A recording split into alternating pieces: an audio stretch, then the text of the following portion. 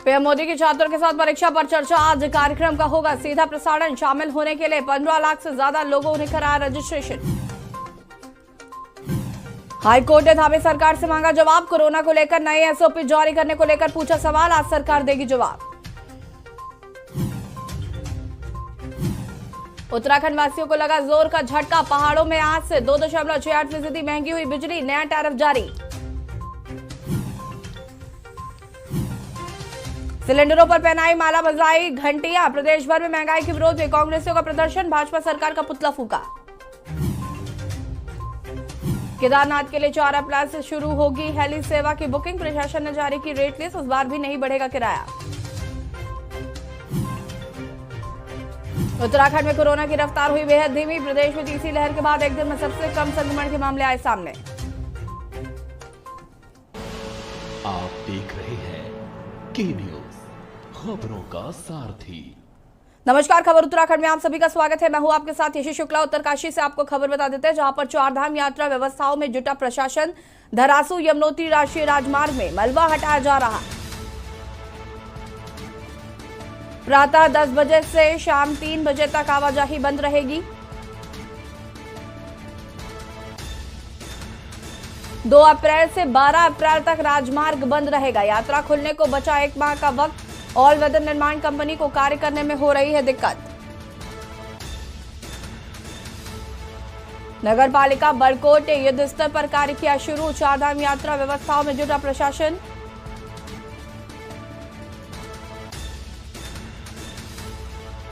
यात्रा खुलने में बचा 1 महीने का वक्त। ऑल वेदर निर्माण कंपनी को कार्य करने में हो रही दिक्कत।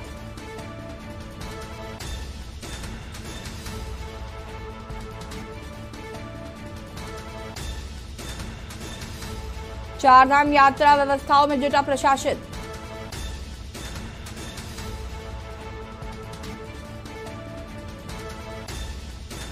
उत्तरकाशी 4 धाम यात्रा व्यवस्थाओं में जुटा प्रशासन।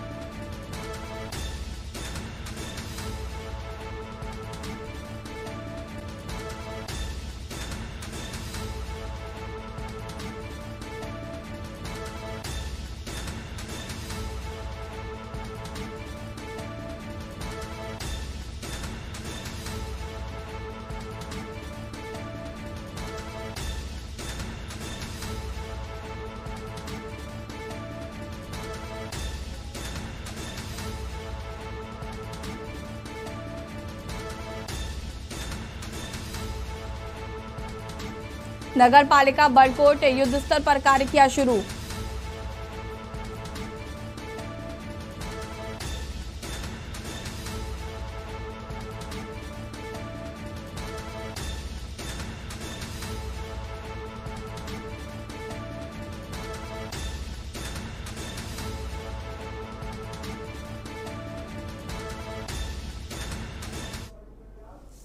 खबर देहरादून से, जहां पर मुख्यमंत्री पुष्कर सिंह धामी ने 4 धाम यात्रा की तैयारियों को लेकर समीक्षा बैठक की। वहीं बैठक में दिए गए खास दिशा निर्देश सुविधाजनक हो, 4 धाम यात्रा पर्याप्त सुविधाएं व्यवस्थाएं निश्चित कराए और साथ ही देश विदेश में देवभूमि से जाए एक अच्छा संदेश। अतिथि देवो भव यात्रा में टेक्नोलॉजी का बेहतर प्रयोग किया जाए, साथ ही यात्रा सुगम और सुरक्षित हो, जिसके साथ कैबिनेट मंत्री सतपाल महाराज, विधायक शैला रानी रावत, बद्रीनाथ केदारनाथ मंदिर समिति के अध्यक्ष मौजूद रहे थे।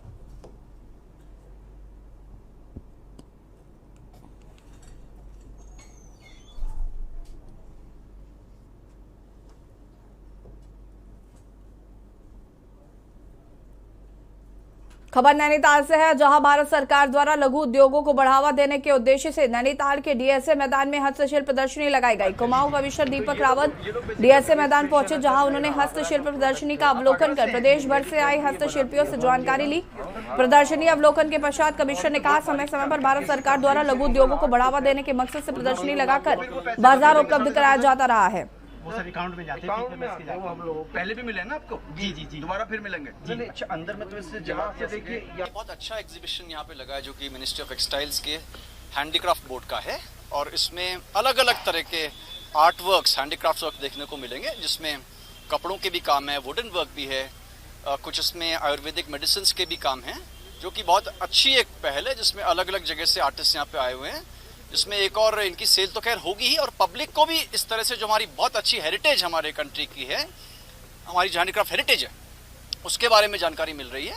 और इस बात की भी आवश्यकता है कि आगे जाके आपकी डिजिटल मार्केटिंग भी हो, तो ऐसा मैंने आपसे कहा है कि इसके लिए हम प्रयास करें। मीडिया के माध्यम से भी आपको बहुत अच्छा कवरेज मिल रहा है, तो उससे भी डिमांड जनरेट होगी और आने वाले वर्षों में हम इस तरह की प्रदर्शनियाँ और लगाते रहनी चाहिए। तो बहुत रिच इंडस्ट्री है, चाहे वो हमारी तांबे की इंडस्ट्री हो, हमारी रिंगाल की इंडस्ट्री है, ऊन का बहुत अच्छा काम है, दन का बहुत अच्छा काम है। और इसके लिए आवश्यकता यही है कि इसको थोड़ा बड़ा मार्केट मिले। अभी जो होता है छिटपुट पॉकेट्स में होता है, जिससे कि बहुत बल्क सेल्स हमको नहीं मिल पाती। खबर पौड़ी से है, जहां जनपद जिले के चौबट्टा खाल विधानसभा के सतपुली और पाटी साइड से स्वास्थ्य विभाग में कार्यरत आउटसोर्स कर्मियों को अपनी नौकरी जाने का डर सता रहा है, जिससे घबराए आउटसोर्स कर्मी कार्य बहिष्कार कर रहे हैं। कर्मियों का कहना है कि अगर उन्हें हटाया जाता है तो राज्य भर में कोविड के समय लगे हुए स्वास्थ्य कर्मी आंदोलन करने के लिए मजबूर होंगे। कर्मियों का कहना है कि कोविड काल में उन्हें सरकार ने जरूरत पड़ने पर अस्पतालों में नौकरी पर रखा और कर्मियों ने कोविड की परवाह न करते हुए पूरे मन से काम किया।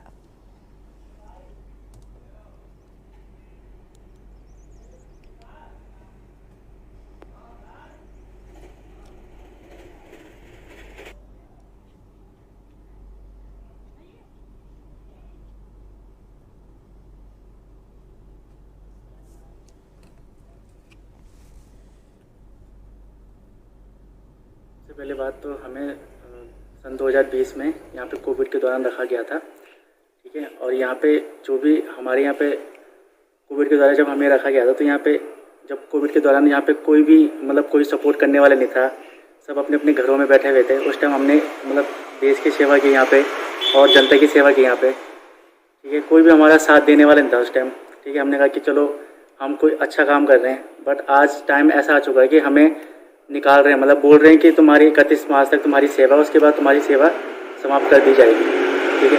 तो आप ही बताइए कि मतलब हमें इस मौके पे हमें क्या करना चाहिए, क्या नहीं करना चाहिए, क्योंकि हमने ऐसे टाइम पे सेवा दे रखी है जब कोई हमें सपोर्ट करने वाला नहीं था, कोई भी नहीं कर रहा था हमें सपोर्ट, ठीक है। हमें सरकार से बस यही निवेदन है कि हमें जो हमारी जो सेवा है उसको आगे बढ़ा दिया जाए और जिस उसमें हम काम कर रहे थे हमें वैसे यहाँ पे काम करने दिया जाए। खबर देहरादून से, जहां लैंसडाउन से भाजपा विधायक दिलीप सिंह रावत ने पूर्व श्रम मंत्री रहे हरक सिंह रावत के कार्यकाल के दौरान श्रम विभाग में हुए घोटालों की जांच की सीबीआई मांग से कराए जाने की मांग की है। मुख्यमंत्री से की। मुख्यमंत्री को दिए पत्र में दिलीप सिंह रावत ने कहा कि उत्तराखंड श्रम विभाग में अनियमितताओं के संबंध में उनका ध्यान ले जाना चाहता हूं।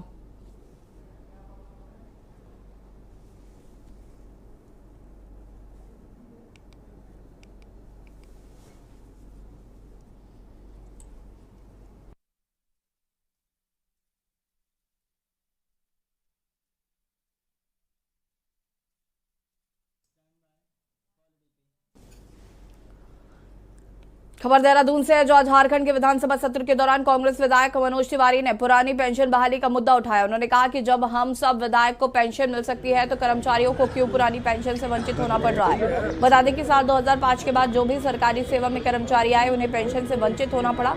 लगातार देश भर में कर्मचारी संगठन पुरानी पेंशन बहाली को लेकर मांग कर रहे हैं और आंदोलन कर रहे हैं।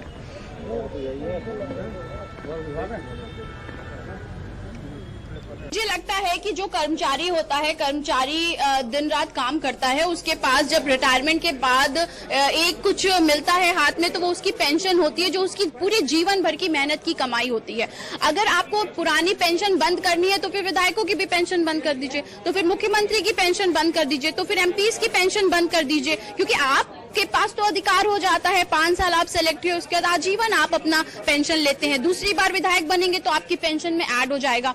तो जो कर्मचारी है, मुझे लगता है कांग्रेस पार्टी ने ये कहा था कि हम ओल्ड पेंशन जो स्कीम है उसको लागू करेंगे। हमने अपने 2 राज्यों में लागू करने का कार्य किया है। अगर प्रदेश की जनता हमें सत्ता में लेके आती तो कर्मचारियों को ये तोहफा हम जरूर देते। हम खबर हरिद्वार से, जहां योग गुरु स्वामी रामदेव का एक वीडियो सोशल मीडिया पर तेजी से वायरल हो रहा है। वायरल वीडियो में स्वामी रामदेव पत्रिका द्वारा पूछे गए प्रश्नों से बचते हुए नजर आए, तो तुम वहीं अपशब्दों का इस्तेमाल भी करते हुए दिखाई दिए। दरअसल बीते कुछ वर्ष पहले स्वामी रामदेव ने एक हिंदी न्यूज चैनल के इंटरव्यू में जनता से सवाल पूछते कहा था कि तुम्हें वह सरकार चाहिए जो 30 से 40 रुपए लीटर पेट्रोल देगी या 75 से 80 रुपए वाली सरकार चाहिए। हालांकि वायरल वीडियो कब और किस स्थान का, इसकी जानकारी अभी तक नहीं मिल पाई है। आपने कहा था कि नहीं कहा था बाबा जी? मैंने कहा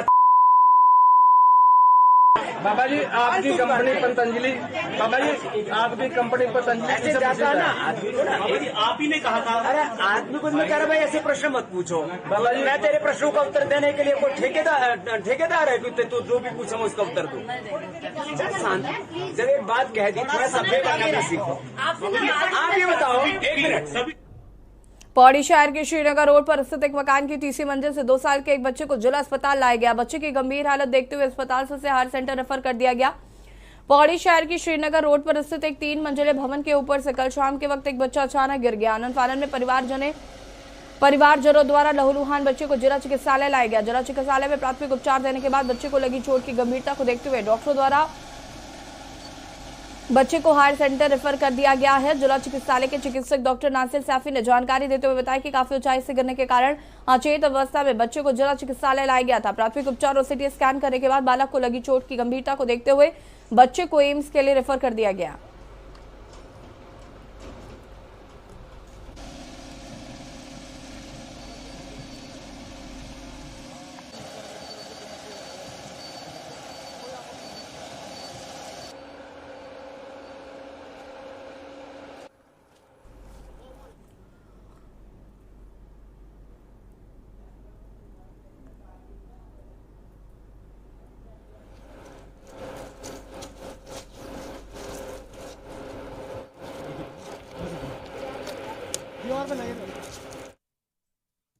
खबर रामनगर से है, जहां पर अल्मोड़ा जिले की सड़ विधानसभा के तहसील सालदे मुसौली में एक दर्दनाक सड़क हादसा हुआ जिसमें 4 लोग घायल हो गए और 3 लोगों की मौत हो गई। गुरुवार सुबह गाजियाबाद से देघाट आ रही कार आई और भिकिया साइड से 15 किलोमीटर दूर बसेड़ी के मुसौली में अचानक खाई में गिर गई। कार में सवार 7 लोगों में से 3 लोग जिसमें एक महिला व 2 पुरुषों की मौके पर मौत हो गई, जबकि 4 लोग गंभीर रूप से घायल हो गए, जिन्हें प्राथमिक उपचार के बाद हायर सेंटर भेज दिया गया है। सड़ भाजपा विधायक महेश जीना ने तुरंत ही घटना की जानकारी जिलाधिकारी अल्मोड़ा को दूरभाष में देकर पोस्टमार्टम सीएचसी भिकिया साइड में ही करने के निर्देश दिए। वहीं 4 घायलों को सीएचसी भिकिया साइड हड्डी रोग विशेषज्ञ न होने के कारण 108 की मदद से रामनगर रेफर कर दिया।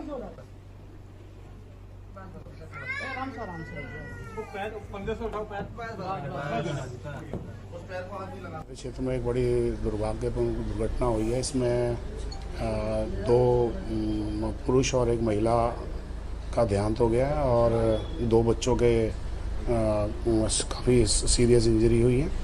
और ये लोग जो है अपनी दादी के पीपल पानी के लिए दिल्ली गाजियाबाद से आए थे, लेकिन सुबह अचानक ही गाड़ी जो है नीचे खाई की तरफ गिर गई और उसकी वजह से ये दुर्घटना हुई है। और मैंने पूरा प्रयास किया कि जो लोग इसमें गुजर गए हैं उनका पोस्टमार्टम वेकेशन में हो रहा है और इनको भी यहाँ मैंने रामनगर अस्पताल में रेफ़र किया। और कल क्योंकि वहाँ हमारा विधानसभा लगी हुई थी, कल रात तक चली है, लेकिन आज सुबह ही जब वहाँ से चला तो जब जैसे ये घटना पता चली तो मैं यहाँ उनको रेफ़र करा के सीधा अस्पताल में इनके उपचार के लिए यहाँ आया। और रुकेंगे छोटे से ब्रेक के लिए, जल्द हाजिर होता है। आप देख रहे हैं के न्यूज़, खबरों का सारथी। पर ये दिल है कि चख रहा है उन्हीं अल्फाज़ों का दूर कितना भी जाओ, इस जुबान से दूर ना जा पाओगे। विमल, बोलो जुबान केसरी। सोचिए मत, मेरी और पूरे हिंदुस्तान की तरह आप भी समर कूलर और होम अप्लायंसेस लीजिए और बेफिक्र हो जाएगी। गोल्डी हिंग का तड़का लगे तो सभी दबा के खाते हैं। गोल्डी हिंग, कण कण में जान। आप देख रहे हैं के न्यूज़, खबरों का सारथी। ब्रेक के बाद एक बार फिर से आप सभी का स्वागत है। उत्तराखंड विधानसभा के लेखा अनुदान बजट सत्र के दौरान विपक्ष ने सड़क से लेकर सदन तक हंगामा किया और विधानसभा में धरना देते हुए पेट्रोल, डीजल व रसोई गैस की कीमतों में वृद्धि के लिए सरकार को घेरने का भी काम किया।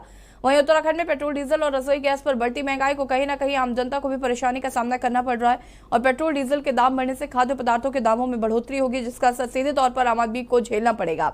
देखिए रिपोर्ट।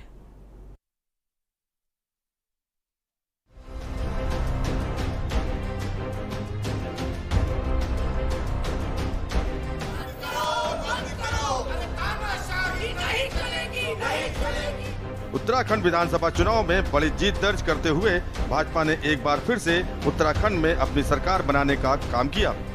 सरकार बनाने के बाद लेखानुदान बजट के लिए सत्र बुलाया गया।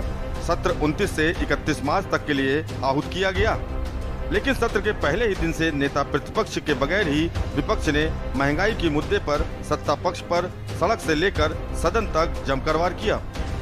विपक्ष ने आरोप लगाया कि सत्ता पक्ष ने सत्र के दौरान महंगाई के मुद्दे पर कोई भी प्रतिक्रिया नहीं दी।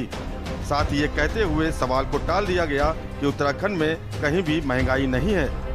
वहीं भाजपा का बढ़ती महंगाई को लेकर कहना है कि अंतर्राष्ट्रीय बाजार में बढ़ती महंगाई की वजह से पेट्रोल डीजल के दामों में बढ़ोतरी हुई, लेकिन भाजपा सरकारें इस ओर मंथन कर रही हैं कि कैसे महंगाई पर लगाम लगाई जा सके। गैस के दाम लगातार बढ़ते जा रहे हैं और थोक डीजल को जो है एक साथ 25 रुपया बढ़ाने का काम सरकार ने किया। और आप समझ सकते हैं कि थोक में डीजल जो है वो आम व्यक्ति नहीं लेता है, बल्कि बड़े बड़े उद्योग जो स्थापित है वो लेने का काम करते हैं। जब वो महंगा डीजल लेंगे तो जो चीज वो बनाएंगे और जब वो बाजार में आएगी तो स्वाभाविक बात है कि उसकी भरपाई भी आम जन को करनी पड़ेगी। तो सरकार एक हाथ से देने का काम कर रही है और दोनों हाथों से लूटने का काम कर रही है। हालत बद से बदतर है। सिर्फ पेट्रोल डीजल और गैस सीएनजी और पीएनजी के दाम नहीं बढ़ रहे हैं, बल्कि आज स्थिति ये है जो खाद्यान्न की वस्तुएं हैं उनके कीमतें लगातार बढ़ती जा रही है। रेत बजरी की कीमत लगातार बढ़ती जा रही है। स्टील और सीमेंट की कीमत लगातार बढ़ती जा रही है। आम आदमी का जीना दुर्लभ हो गया है। कांग्रेस पार्टी आपस में प्रतिस्पर्धा के कारण केवल नौटंकी कर रही है, नेता प्रतिपक्ष नहीं बना पा रही है। इसलिए उनके विभिन्न गुट, कभी कोई धरने में बैठ जा रहा है तो कभी कोई किसी काम को करने में लगा हुआ है, ताकि लगे कि यही सब कुछ कर रहा है, यही बड़ा क्रांतिकारी नेता हो गया है। और ये सब उनका दिखावा है। भारतीय जनता पार्टी की सरकार और केंद्र की और राज्य की सरकार पूरी तरह से संवेदनशील है कि जनता पर महंगाई का ज़्यादा बोझ न पड़े, लेकिन अंतर्राष्ट्रीय मार्केट में कच्चे तेल के दाम बढ़ने के कारण कुछ इसमें असर आया है, लेकिन सरकार उस बारे में गंभीरता से विचार कर रही है। और निश्चित रूप से इन 7-8 वर्षों में केंद्र की और राज्य की सरकार ने भी महंगाई को पूरी तरह से नियंत्रण में रखा। आगे किस तरह से इस पर नियंत्रण रखा जाए उसके लिए उपाय किए जा रहे हैं और मुझे लगता है कि इस पर इन सभी उपायों का निश्चित रूप से समाज को राहत मिलेगी। कांग्रेस महंगाई के मुद्दे को लेकर सड़कों पर उतर आई है। कांग्रेस की प्रदेश प्रवक्ता कमलेश रमन ने कहा कि उत्तराखंड में जनता की इच्छानुसार काम करना चाहिए। जब तक चुनाव चले तब तक महंगाई नहीं बढ़ी। अब जैसे ही सरकार बनी है वैसे ही महंगाई की मार जनता को झेलनी पड़ रही है, जिससे साफ जाहिर होता है कि जनता को ठगने का काम भाजपा ने किया है। वहीं आम आदमी पार्टी के प्रवक्ता नितिन जोशी ने कहा कि इस वक्त बढ़ती महंगाई से जनता त्रस्त हो चुकी है। सरकार को इस ओर ध्यान देना चाहिए। देखिए, अभी हाल ही में चुनाव हुए हैं और प्रदेश की जनता ने जो इतना बड़ा मैंडेट भाजपा को दिया है, तो मुझे लगता है कि जनता ने महंगाई को और बेरोजगारी को नकार के उनको वोट दिया है और इस समय उनकी सरकार बनी है। उनको शुभकामनाएं। जनता की भावनाओं के अनुरूप इस सरकार को काम करना चाहिए। और जो महंगाई एकदम जो जब तक चुनाव थे महंगाई उन्होंने नहीं बढ़ाई, उन्होंने गैस के दाम नहीं बढ़ाए, पेट्रोल के दाम नहीं बढ़ाए, लेकिन जैसे ही 5 राज्यों में चुनाव संपन्न हुए और उनकी सरकार घोषित हुई 4 राज्यों में, उन्होंने तुरंत हर रोज प्रतिदिन जो है रेट बढ़ाने का काम कर दिया, गैस के, पेट्रोल डीजल के। तो इससे जनता इस समय अपने आप को ठगा सा महसूस कर रही है। उनको लगता था कि हम जिस प्रदेश में सरकार बनाने जा रहे हैं वो सरकार हमारे हितों का ध्यान रखेगी, लेकिन इस सरकार ने उनके हितों का ध्यान नहीं रखा, बल्कि महंगाई चरम सीमा पर पहुंचा दी। और अब जनता इस बात को समझ रही है कि उन्होंने जो वोट देकर के भाजपा की सरकार बनाई है उन्होंने कितनी बड़ी गलती करी है। लेकिन हमें 5 साल सड़कों पर उतरना है। सोशल मीडिया या मीडियाओं पर मीम्स के माध्यम से या जो समझदार लोग हैं उनके माध्यम से तो बताया ही जा रहा था। इसमें तो कोई चौंकने वाली बात है नहीं, या ये पहली बार तो हुआ नहीं है कि भाजपा चुनाव से पहले महंगाई के लिए बड़े बड़े वादे करती है, अपने मैनिफेस्टो में बड़ी बड़ी चीजें महंगाई के लिए लिखती है, और जैसे ही चुनाव खत्म होता है अगर उनकी सरकार बन जाती है तो देखिए ये गिफ्ट तो जनता को हमेशा से मिलता है और इस बार भी ये मिला है, तो नई बात तो है नहीं। हमें जागरूक होना पड़ेगा, हमें जागरूक करना पड़ेगा, जनता को जागरूक होना पड़ेगा कि हिंदू मुसलमान या सांप्रदायिकताओं से बढ़ के आज महंगाई एक मुद्दा है और इसको बड़ा सीरियसली लेकर हमको वोट कास्ट करने चाहिए। उत्तराखंड में लगातार बढ़ती महंगाई को लेकर विपक्ष लगातार सत्ता पक्ष पर वार कर रहा है। चाहे वो सदन की बात हो या सड़क की, चारों ओर से सत्ता पक्ष को घेरने का काम किया जा रहा है। लेकिन एक बात तो साफ है कि बढ़ती महंगाई से आम जनता की कमर टूटने वाली है। के न्यूज इंडिया के लिए दानिश अली की रिपोर्ट। आज सचिवालय में मुख्यमंत्री पुष्कर सिंह धामी की अध्यक्षता में चार धाम यात्रा की समीक्षा बैठक का आयोजन किया गया। बैठक में मुख्यमंत्री पुष्कर सिंह धामी ने चार धाम यात्रा की सुचारू व्यवस्थाओं को लेकर कड़े दिशा निर्देश दिए हैं। साथ ही चार धाम यात्रा में मीडिया एवं सोशल मीडिया के सार्थक उपयोग पर विशेष ध्यान देने के निर्देश दिए। बैठक के बाद पुष्कर सिंह धामी ने कहा कि पिछले 2 साल से कोविड के चलते यात्रा सुचारू रूप से नहीं चल पाए, लेकिन अब केस कम हो गए हैं और अब की बार ज्यादा यात्री के आने का अनुमान है। देश विदेश से ज्यादा लोग आएंगे, उसके लिए सारी व्यवस्थाएं हो गई हैं जिससे कि यात्रियों को समस्याएं ना हो। इसके लिए समीक्षा बैठक भी लगातार की जा रही है।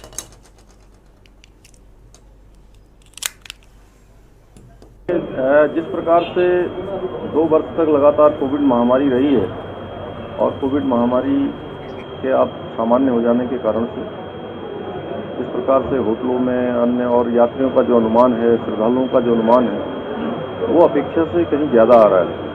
और उसको लेकर क्योंकि देश विदेश से बहुत बड़ी संख्या में श्रद्धालुओं के आने की संभावना है, उसको लेकर तो सारी व्यवस्थाएं हैं, अच्छी व्यवस्थाएं हों, सब यात्रियों को किसी प्रकार की परेशानियों का सामना न करना पड़े। सड़क, पेयजल, परिवहन, स्वास्थ्य, सभी विभागों का आज हमने एक यहाँ पर बैठक किया है। उस बैठक में हम सारी व्यवस्थाएं सुनिश्चित करेंगे जिससे कि आने वाले लोगों को कोई परेशानी न हो, उनकी यात्रा यहाँ सुगम हो, उनके दर्शन अच्छे हों, उनको किसी परेशानी का सामना न करना पड़े।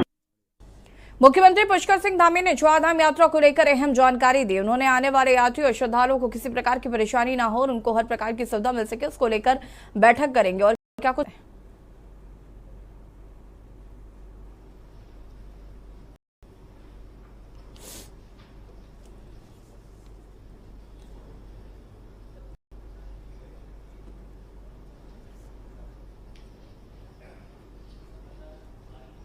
क्योंकि इस बार कोरोना महामारी के पिछले 2 सालों से लगातार रहने के बाद इस बार फिर से चार धाम यात्रा शुरू हो रही है। आने वाले सभी श्रद्धालुओं को, यात्रियों को किसी प्रकार की कोई परेशानियां न हो, उनको लेकर हर प्रकार के इंतजाम यहाँ पर हम लोग ठीक कर रहे हैं। उन्हीं इंतजामों को लेकर आज हम बैठक कर रहे हैं। महंगाई को लेकर जहां कांग्रेस बेहद आक्रोशित है, तो वहीं डबल इंजन की सरकार भाजपा को कोसते हुए कोई कोर कसर नहीं छोड़ रही। कल यानी बस ट्रक पे 30 आज 1 अप्रैल से जहां बिजली पानी दवाइयां महंगी होने जा रही हैं, तो वहीं डोईवाला में लक्ष्मीवाला टोल टैक्स पर भी महंगाई का तड़का लगा है। 12 बजे से सभी गाड़ियों पर लगने वाला टोल टैक्स महंगा हो गया है, तो वहीं मंथली पास भी महंगे हो जाएंगे। इसे अपील करता हूं कि फास्टैग में पैसा रखें, फास्टैग अनिवार्य लगाएं। रात 12 बजे से कार के ऊपर 10 रुपए, वो टैक्सी गाड़ी है ना LCV, उसके ऊपर 15 रुपए, बस ट्रक पे 30 रुपए, ऐसे करके धीरे धीरे जो कैटेगरी है उन पे थोड़ा थोड़ा पैसा बढ़ रहा है। आज रात 12 बजे से NHI अकॉर्डिंग ये रेटें चालू होंगी रात 12 बजे से। इसे अपील करता हूँ कि फास्टैग में पैसा रखें, फास्टैग अनिवार्य लगाएं और फास्टैग होगा तो आपको बचत होगी, नहीं तो डबल पैसा देना पड़ेगा। खबर उत्तराखंड में फिलहाल इतना ही। देखते रहिए के न्यूज़ इंडिया। नमस्कार।